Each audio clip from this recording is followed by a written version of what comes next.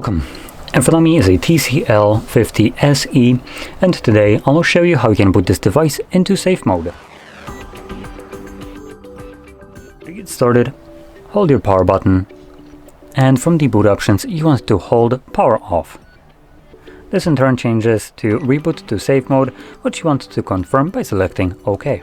It will reboot the device, and when the device boots back up, it automatically goes into safe mode. Now in safe mode, only the pre-installed applications will work, so any app that you have installed yourself will be temporarily disabled, and this is done so you can troubleshoot your phone. Now if you don't have any kind of problems that are primarily software related, there is really very little incentive for you to boot into this mode, as it does limit the usability of the phone itself.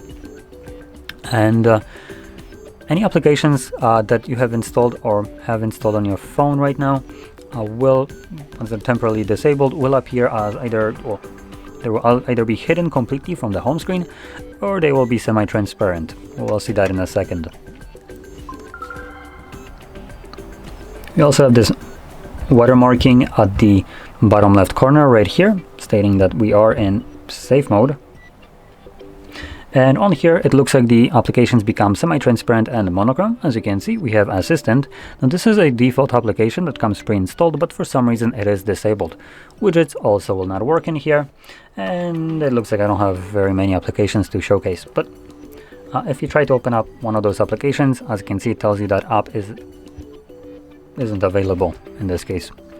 Now once you're done with this mode and you want to go back to the normal one, hold your power button, and this time around select restart. When the device boots back up again, it automatically boots into the normal mode.